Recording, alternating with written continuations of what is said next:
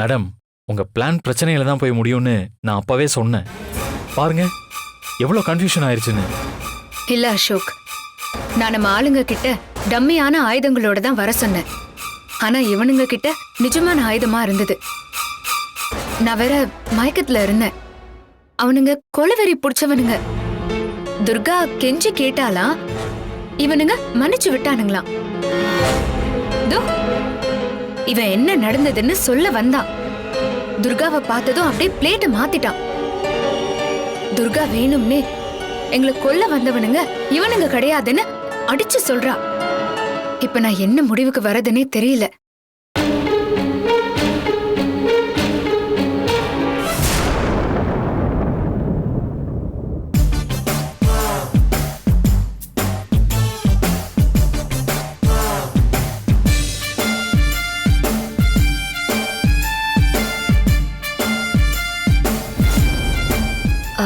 அண்ணா, ரொம்ப வலிக்குதாண்ணா?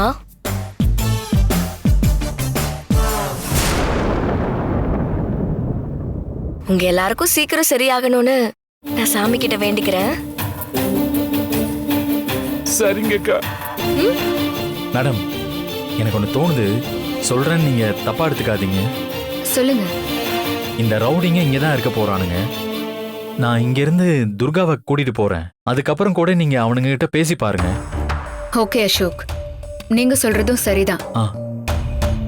துர்கா தன்னை ரொம்ப புத்திசாலின்னு நினைச்சிட்டு இருக்கா. உண்மையிலேயே என்ன நடந்துச்சுன்னு நான் கண்டுபிடிப்பேன். துர்கா மேல எனக்கு இருக்கிற சந்தேகத்தை நான் நிரூபிப்பேன். ஆனா எனக்கு என்ன ஒரு நிம்மதினா, துர்காவை பத்திரமா ஒப்படைப்பேன்னு கூட்டிட்டு போய் அவளுக்கு ஏதாவது ஒன்று ஆயிருந்தா, அந்த விதத்துல கடவுள் என்ன காப்பாத்திட்டாரு. நீங்க துர்காவால சந்தேகப்படுறீங்க, அப்ப காப்பாத்தினது துர்கா தானே? ஆமா, கசப்பா இருந்தாலும் அதுதான் உண்மை. ஓகே மேடம், நான் துர்காவை கூட்டிட்டு கிளம்புறேன். துர்கா, சினியா, நம்ம போலாமா? மேடம், நாங்க கிளம்பட்டுமா? அந்த குளத்தங்கரைக்கு நம்ம போகவே இல்ல. என்கிட்ட நிறைய கேட்கணும்னு கூட்டிட்டு போனீங்க. ஆனா யாரும் நடுவுல பூந்து எல்லாத்தையுமே கெடுத்துட்டாங்க. சரி, வேற ஒரு நாள் என்ன கூட்டிட்டு போங்க மேடம். வர மேடம். மேடம், ஒரு நிமிஷம். அண்ணா, அண்ணா, நான் போயிட்டு வரேன். எல்லாரும் உடம்ப பத்திரமா பாத்துக்கோங்க. சரிங்கக்கா, போயிட்டு வாங்க. சரிங்கக்கா, போயிட்டு வாங்க. சரிங்கக்கா. போலாம் சின்னையா.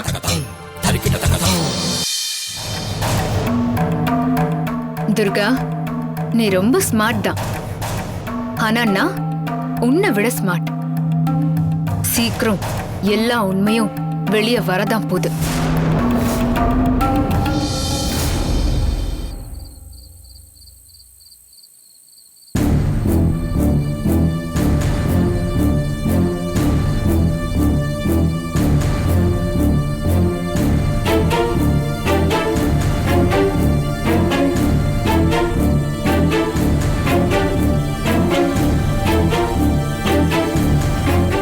ஏங்க, உங்களை எங்கெல்லாம் தேடுறது? ஆள் ஆளுக்கு ஒரு பக்கம் தேடி கடைசியில நீங்க எங்க இருக்கீங்கன்னு தெரிஞ்சது. உங்களை பார்க்க நாங்க எல்லாரும் இங்க வரோம். தனியா நின்னு உங்களுக்கு அப்படி என்ன யோசனை? நான் யோசிக்கிறது இருக்கட்டும். என்ன எதுக்காக தேடுனீங்க? துர்காவும் நந்தினி வீட்டுக்கு வந்துட்டாங்களா என்ன? இன்னும் வரலங்க. நான் உங்களை சாப்பிடுறதுக்காக தான் தேடிட்டு இருந்தேன். இப்ப சாப்பாடு ஒண்ணுதான் குறைச்சலா? நந்தினி துர்காவை காலையில கூட்டிட்டு போனா, இது வரைக்கும் அவங்கள பத்தி ஒரு தகவல் கூட தெரியல. உங்களுக்கு யாருக்காவது அதை பத்தி கவலை இருக்கா?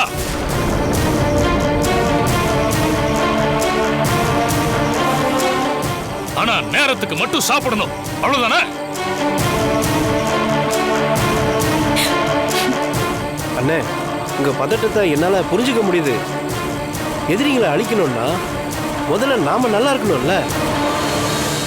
நம்மளை காட்டி கொடுக்கணும்னா துர்கா எப்பவோ காட்டி கொடுத்துருக்கலாம். ஆனா இங்க இருக்கிறது துர்காவா இல்லையாங்கிற குழப்பமே இன்னும் தீர்ந்த பாடு இல்லையாண்ணா.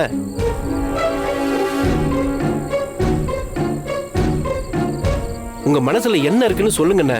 இப்ப எதுக்காக நான் இவ்வளவு டென்ஷனா இருக்கீங்க? இல்லடா, நந்தினியும் துர்காவும் சேர்ந்து போனாங்கல்ல, அவங்க 2 பேரையும் முடிக்க சொல்லி ஒரு டீமை செட் பண்ணி அனுப்பியிருந்தேன்.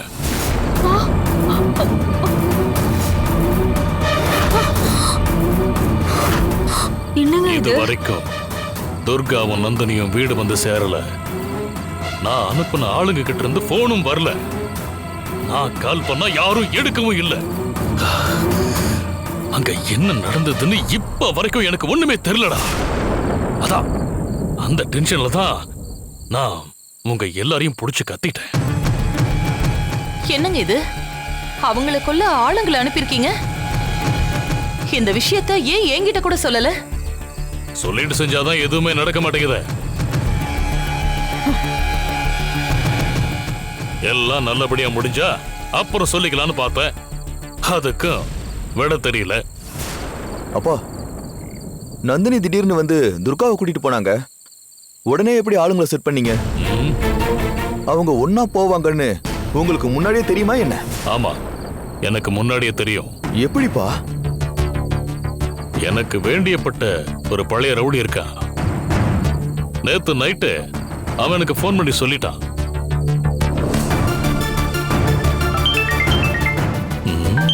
புது நம்பரா இருக்கு. யாரா இருக்கும்? ஹலோ, யாரு? ஐயா, நான் தான் சங்கர் பேசுறேன் ஐயா. சங்கரா? என்னடா புது நம்பர்ல இருந்து கூப்பிடுற? எல்லாம் ஒரு சேஃப்டிக்கு தான் ஐயா. ஒரு முக்கியமான தகவல் கிடைச்சது, அதை சொல்லதான் கால் பண்ணங்க ஐயா. சொல்லு சங்கர். அந்த போலீஸ்காரி நந்தினி இருக்காளங்க ஐயா, என் ஃப்ரெண்டு கனகராஜுக்கு ஃபோன் பண்ணி ஒரு முக்கியமான வேலை கொடுத்துருக்காங்க ஐயா. என்னது? நந்தினியா? என்ன வேலைடா? தன்னோட கூட்டிட்டு வர ஒருத்தர் முன்னாடி தன்னையே அட்டாக் பண்ற மாதிரி நடிக்க சொல்லிருக்கா. போலீஸ்காரி ஒரு கூலிப்படைக்கு போன் பண்றதே அதிசயம். பொதுவா ஆளை காலி பண்ணு இல்ல கைய கால உடன்னு சொல்லி அசைன்மெண்ட் கொடுப்பாங்க. ஆனா இவ எதுக்காக தான் கூட்டிட்டு வர ஆளு முன்னாடி தன்னையே அட்டாக் பண்ற மாதிரி நடிக்கணும்னு சொல்றா? அவங்க கூட்டிட்டு வர ஆளு நந்தினி அட்டாக் பண்றத பார்த்து பயந்து ஓடுறாங்களா, இல்ல போலீஸ்காரிய காப்பாத்த திருப்பி அட்டாக் பண்றாங்கன்னு தெரிஞ்சுக்குவான். அதாவது கூட வரவங்க கோழையா தைரியசாலியான்னு செக் பண்ண போறாங்களாம். சரி, போலீஸ்காரங்களுக்கு 1000 வேலை இருக்கும். அவங்க எதையோ பண்ணிட்டு போறாங்க. இத நீ எதுக்குடா எனக்கு போன் பண்ணி சொல்ற? ஐயா, அவங்க கூட கூட்டிட்டு வர போறது யாரு தெரியுமா? உங்க மருமக துர்காவை தான்.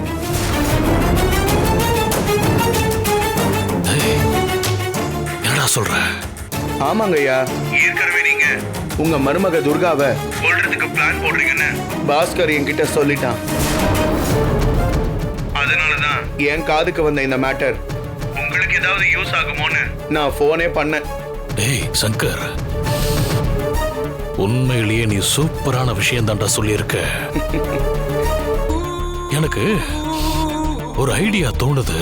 ஒரு நிமிஷம் அப்படியே இரு, அப்படியே இரு. சரிங்கய்யா.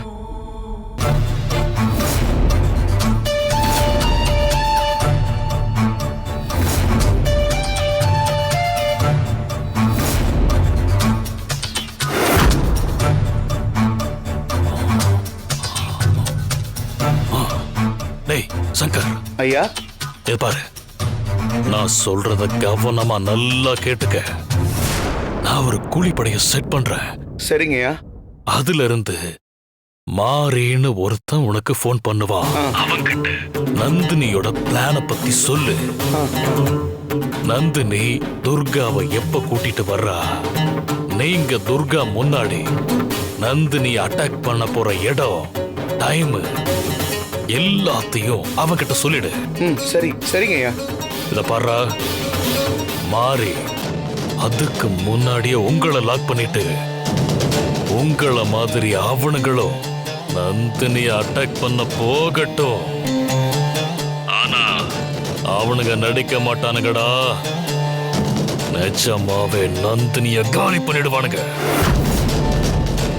அவளை காப்பாத்த வந்தாலும் சரி வரலனாலும் சரி துர்காவையும் அவனுங்க போட்டு தள்ளிடுவானுங்க. ஏய், நான் சொன்ன மாதிரியே செஞ்சிரு. சரிங்க ஐயா. அப்புறம் அது வந்துங்க ஐயா. ஏய் ஏய் பொன்னான தகவல் கொடுத்திருக்கியடா. உனக்கு வர வேண்டியது வந்து சேரும். புரிஞ்சதா? சரிங்க ஐயா. ஆனா தயவு செஞ்சு என் பேர் மட்டும் வெளியே தெரியாம பாத்துக்கோங்க ஐயா. என்னடா உளற? நீ எனக்கு எவ்வளவு பெரிய உதவி செஞ்சிருக்க. என்கிட்ட இருந்து ஒரு தகவல் வெளியில போகுமா? நீ எதுக்கும் பயப்படாத. இங்க பாரு, மாறி உனக்கு போன் பண்ணுவான். நந்தினிய பத்தின தகவலை அத்தனையும் சொல்லிடு. மத்தத அவன் அவன் பார்த்துப்பான்டா. புரிஞ்சதா? சரிங்க சரிங்க.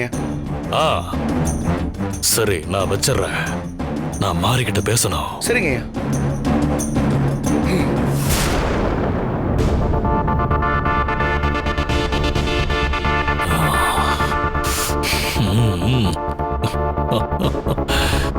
ஏய் நந்தினி,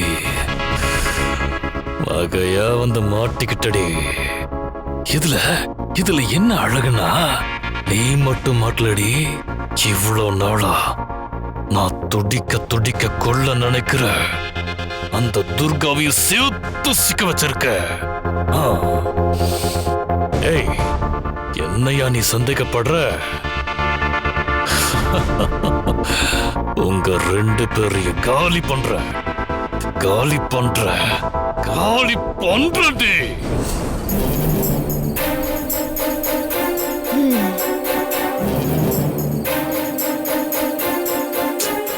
நான் பிளான் பண்ணபடி எல்லாமே பர்ஃபெக்டா நடந்திருக்கணும். ஏன்னா நான் அனுப்புன ஆளுங்க அப்படிப்பட்டவனுங்க. ஆனா அங்கிருந்து ஒரு தகவலையும் காணோம்.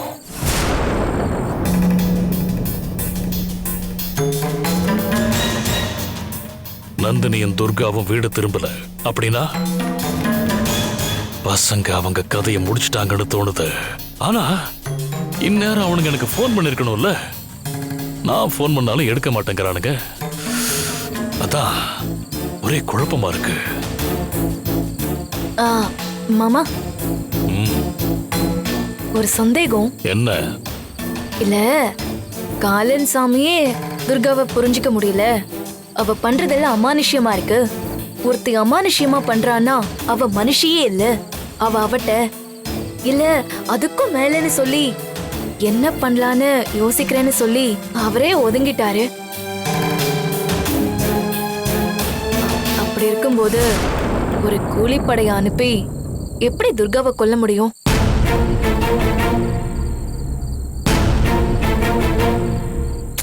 எனக்கு என்னவோ இந்த கூலிப்படையை அனுப்பி கனகாவை காலி பண்ண முடியாது.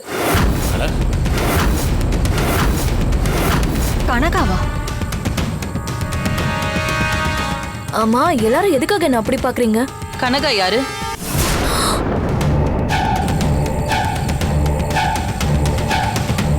ஐயோ, கனகாவா? அப்படியா சொன்ன? ஆமா, அது இந்த துர்கா இருக்கால, கனக துர்கா பூஜை, கனக துர்கா மந்திரம், இந்த மாதிரி ஏதாவது சொல்லிட்டே இருப்பாளா? அதை கேட்டு கேட்டு துர்காங்கிறதுக்கு பதிலா கனகான்னு உளறிட்டம் போல இருக்கு. நான் ஒரு முக்கியமான கேள்வி கேட்டேன், அதை விட்டுடுங்க. மாமா, நீங்க சொல்லுங்க. துர்காவை கூலிப்படைய வச்சு காலி பண்ண முடியும்னு நினைக்கிறீங்களா? காலன் சாமி கொஞ்சம் டைம் கொடுன்னு சொல்லியிருக்காரு, அவ்வளவுதான். அதுக்காக நாம சும்மா இருந்துட முடியுமா? இல்ல துர்கா தான் நம்மள சும்மா விடுவாளா? பெண்ணை கொடுக்க போனமே என்னாச்சு? ஒரு பக்கம் அந்த நந்தினி, ஒரு பக்கம் துர்கான்னு நம்மள டார்ச்சர் பண்றாங்க. துர்காவை எதுவும் பண்ண முடியலனாலும் பரவாயில்ல, அந்த நந்தினியாவது செத்து ஒழியட்டும்னு நினைச்சேன். அண்ணே, நந்தினி மேல துர்காவுக்கு தனி மரியாதை. நந்தினி கொண்டுனா துர்கா பார்த்துட்டு சும்மா இருக்க மாட்டான்ல. ஏய், அதை செக் பண்றதுக்காகத்தான் நந்தினி துர்காவை கூட்டிட்டு போனா. இதை நான் யூட்டிலைஸ் பண்ணிக்க பாக்குறேன். எப்பவுமே துர்காவுக்கே சாதகமா நடக்கணுமா என்ன? நமக்கு சாதகமாவும் நடக்கலாம்ல. ஆளுக்கு கேள்வி கேட்டுட்டு நான் அவங்க 2 பேரையும் அழிக்கிறதுக்கு ஒரு முயற்சி எடுத்திருக்கேன். ஒரு நாள் இல்லைனாலும் ஒரு நாள் அது சக்சஸ் ஆகுங்கிற நம்பிக்கை எனக்கு இருக்கு. ஆமாமா, துர்காவும் நந்தினியும் செத்து ஒழிஞ்சாங்கன்னு நம்புவோம். நம்பிக்கை தான் வாழ்க்கை.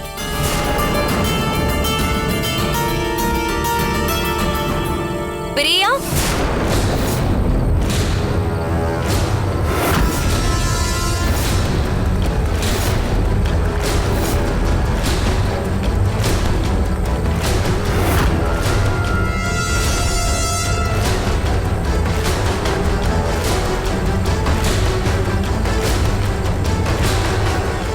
சின்ன சேதாரம் கூட இல்லாம தங்க சிலை மாதிரி வந்து நிக்கிறா.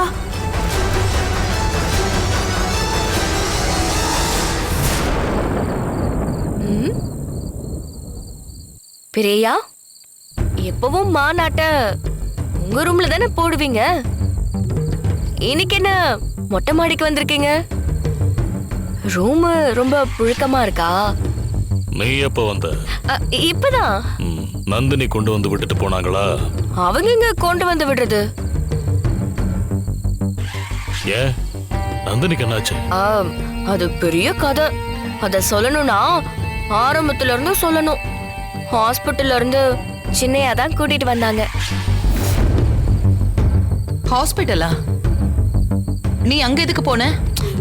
அதான் சொன்னனே, பெரிய கதை அது. அத சொல்றதுக்கு முன்னாடி உங்க எல்லாருக்கும் அல்வா வாங்கிட்டு வந்தேன். அத முதல்ல கொடுத்துடுறேன். ஏய், இப்ப எதுக்கு அல்வா குடுக்குற? சந்தோஷமான விஷயம் சொல்ல போறேன். அதுக்கு முன்னாடி அல்வாவை கொடுத்துட்டு ஆரம்பிக்கலாம்னு நினைச்சேன்.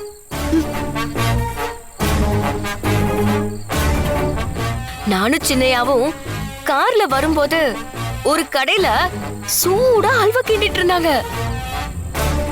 அது பார்த்த உடனே உங்க ஞாபகம் தான் வந்துச்சு. சின்னையாவ வண்டியை நிறுத்த சொல்லி நான் வாங்கிட்டேன். சாப்பிடுங்க பெரியா. அதெல்லாம் இருக்கட்டும். நந்தினி எதுக்காக உன்னை கூட்டிட்டு போனாங்க அத சொல்லு. ஓ, கதை சொல்லி முடிச்சிட்டு அல்வா கொடுக்கவா?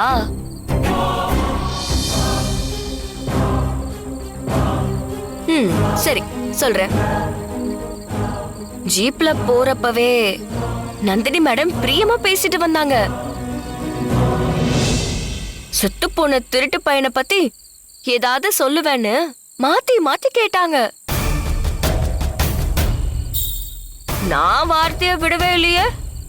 அவன் திருடதான் வந்தான்னு அது மட்டும்தான் சொல்லிக்கிட்டு இருந்தேன்.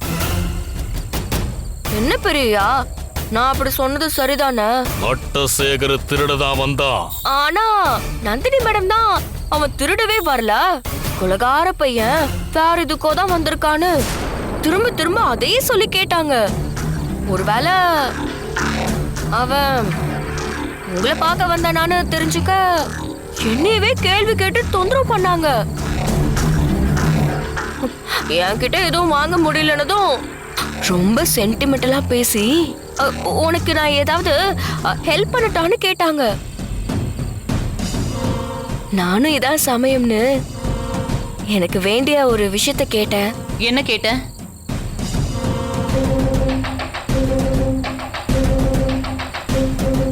பன்னெண்டு வருஷத்துக்கு முன்னாடி என் அக்காவையும் மாமாவையும் கொன்ன அந்த படுபாவை யாருங்கிறத கண்டுபிடிச்சு அவங்கள தூக்குல தொங்க போடணும்னு சொன்ன.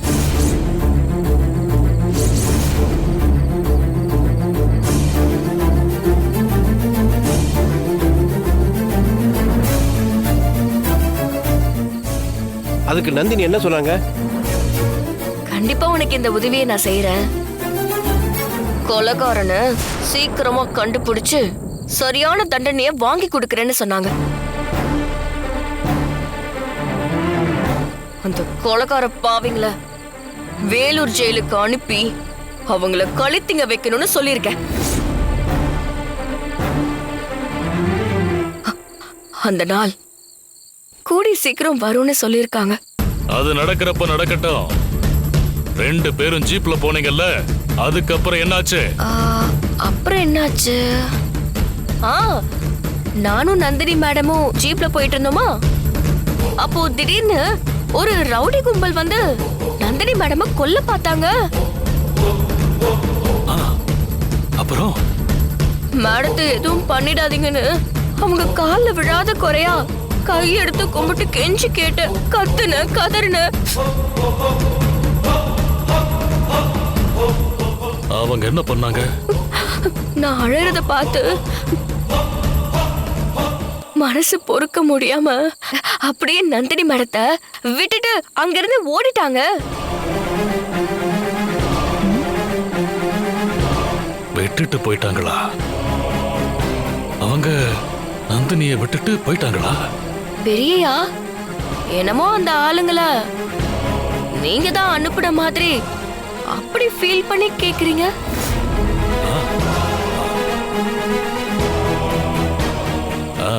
இல்ல, விட்டுட்டு போயிட்டாங்களான்னு கேட்டேன். இப்படிதான் நந்தினி மேடமும் என்ன நம்பாம கேட்டாங்க.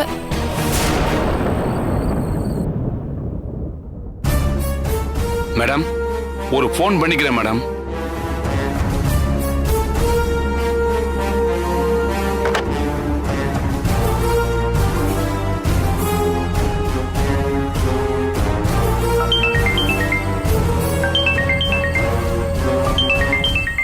யாரோ உங்களை கூப்பிடுறாங்க, பேசிடுங்க பெரியய்யா. நான் கதைய அப்புறம் சொல்றேன். ஹலோ ஹலோ, நான் மாறி பேசுறேன் ஐயா.